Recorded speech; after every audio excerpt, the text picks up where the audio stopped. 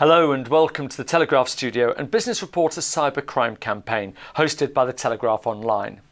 I'm Alistair Gwynn and today I'm going to be talking to Chris Payne from Infinigate about the importance of understanding the significance of ransomware.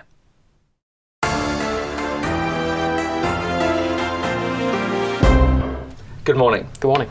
So we hear this term, it's in the press all the time. What exactly is ransomware? Well, let's take a typical scenario. You are an office worker in London, you travel to work in the morning, you get into your office, you log into your machine, you open a couple of emails, maybe there's some attachments in them, you open them too, you go away from your machine, you come back after a short break, and now you have no access to that machine. You can't open any files, you can't edit them, you can't create documents, you can't open any emails, you've been frozen out of your terminal.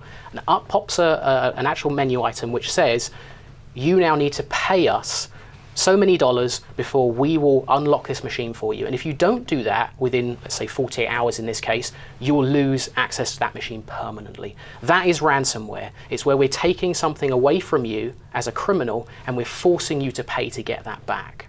Is there a typical target individual or organisation for this? Everybody's a target, everybody that can pay and everybody that has a machine. And it's effectively casting a net, very much like the way spam works. We're going to cast this out to so many millions of people, and if 2 or 3 people pay up, hey, that's a yield that we've got. So it's targeted at absolutely everyone. We see individuals being targeted, so it could just be somebody at home on their PC being targeted. We see businesses being targeted as well.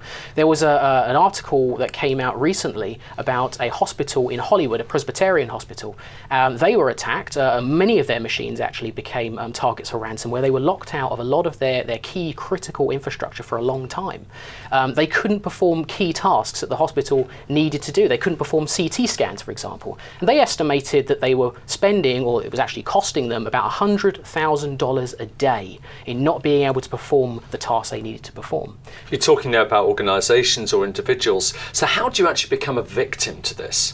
Well, the main way that we see actual ransomware affecting people is when it's on the back of a file. So it's a classic Trojan horse scenario whereby we're going to give you something that appears to be legitimate, but it's actually got something else tagged in the back of it. We've seen a lot of social engineering being at play as well. So a lot of businesses are telling us that when it comes to the end of the quarter, end of the year, end of financial year, of course, they're actually seeing emails coming in that tell them, you know, you've got this invoice that you need to process at the last minute. It's a huge sum. It's going to tip you over the edge of being in profit or loss, and you need to open this file now and read this PDF that we've sent you. They open the file and they become infected. So we see that type of activity quite a lot too. You talked earlier on about the advancement of cryptography and the whole thing becoming a far, far bigger deal than ever before. Put that into some form of perspective for us. What type of amounts of money are we talking about here? Well, if we look at it from the cyber criminal's perspective, you can go onto the dark web today, and I think the lowest amount that we've seen, the actual lowest value that we've seen is $50. So you can go on and buy some ransomware for $50 that you can then distribute. If we look at the amount of ransoms that's being paid, it's generally around the $200 mark. Certainly the lowest ransom we've seen is around the $200 mark. And that means that what you get as a cyber criminal, should somebody pay up, is a yield of 300%, right? You've covered the cost of buying the software, plus you've earned a nice profit on top of that. And that beats any investment that you can make in the world today. Those statistics come from Microsoft, but if we look at some of the security vendors out there, it's actually been estimated that in the first half of 2016, we as a world of organizations have already paid $500 million in ransoms against ransomware. So that's the funding that we're providing these cyber criminals with. And of course, the projection is, if this continues, that we're going to be paying over $1 billion by the end of 2016.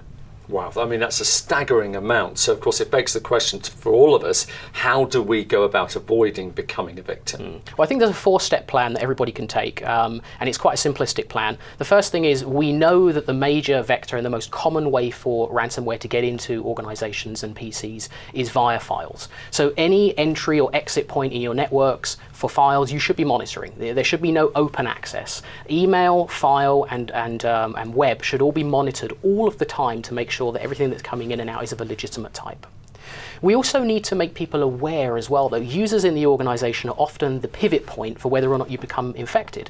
So we need to make people aware of how to spot these types of attacks. Quite often, they're not that sophisticated. They will send you emails that have grammatical mistakes. The English is poor. Sometimes the links in the email don't work. They just appear slightly suspicious. And users can find a lot of those scenarios for you and prevent that from taking place.